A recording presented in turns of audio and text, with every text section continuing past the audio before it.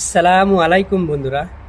নামাজ পড়তে আরাবিয়ান বাচ্চারাও তার বাবা ভাইদের সঙ্গে আসে এবং নামাজ পড়তে ইন্ডিয়ান এবং বাংলাদেশি ছোট বাচ্চারাও আসে তাদের বাবাদের তাদের ভাইদের সাথে। তো এই নামাজ পড়তে আসার মধ্যে বাচ্চাদের নামাজ পড়তে আসার মধ্যে দুটো পার্থক্য আছে। যখন এখানকার বাচ্চারা নামাজ পড়তে মসজিদে আসে তারা এসেও দুষ্টুমি করে, বাচ্চা দুষ্টুমি করবেই, খেলাধুলা করবে, মসজিদে এসে হট্টগোল করবেই।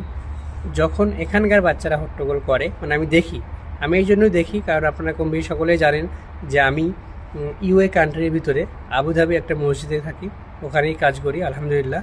তো এখানকার বাচ্চারা যখন মসজিদে এসে নামাজ পড়তে আসে, তো নামাজ পড়া বাদ দিয়েও তারা মসজিদে এসে খেলা করে, কাতারে ঢুকে বল খেলা পর্যন্ত করে, তবুও তাদের কিছু বলা হয় না। বলা এই জন্যই হয় না কারণ মসজিদ হলো শান্তির জায়গা, এখানে নামাজ পড়ার জায়গা। যদিও বা ছোটো বাচ্চা দুষ্টুমি করে, তাদেরকে আদর করা হয়, ভালোবাসা হয়।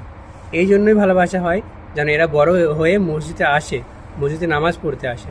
এই জন্যই আরাবিয়ানরা যখন বড় হয়ে যায় বাচ্চা থেকে, যতই কাজ থাকুক না কেন, কোনো দিন কোনো ওয়াক্তের নামাজ তারা কাজা করে না, নামাজ পড়বেই।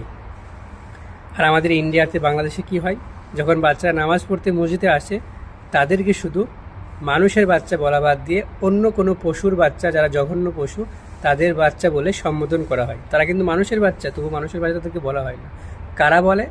যারা মসজিদের মোড়ল, যারা কিছুই বোঝে না নামাজ সম্বন্ধে, কিছুই বোঝে না ইসলাম সম্বন্ধে, তারা এই কথাগুলো বলে। আর একটা কথা খুব প্রচলিত আছে, যদি ছোট বাচ্চারা তার বাবাদের সঙ্গে কিংবা তার ভাইদের সঙ্গে যদি সামনের কাতারে দাঁড়ায় এবং ওই বাচ্চার পাশে যদি কোনো একটা বড় মানুষ দাঁড়ায়, তার নামাজ হবে না। আরে ভাই, এই হাদিসটা কোন হাদিস কোরআনে আছে? এই ফতোয়াটা কোন হাদিস কোরআনে আছে? আমি তো কোনোদিন খুঁজে পাইনি। ছোটো বাচ্চারা যদি নামাজের পাশে, বড় মানুষের পাশে দাঁড়ায়, তার নামাজ হবে না। আরে ভাই, আপনি কি বেশি জানেন নাকি? এই আরাবিয়ানদের থেকে নামাজের সম্বন্ধে বেশি জানেন? এই আরাবিয়ানদের থেকেও আপনি কি নামাজ সম্বন্ধে বেশি জানেন?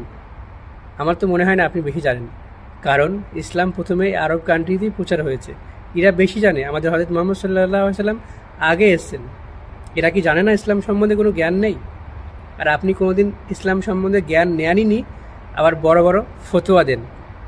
একটা কথা আছে না, অল্প বিদ্যা ভয়ঙ্করী। এটাই হয়েছে আপনাদের অবস্থা।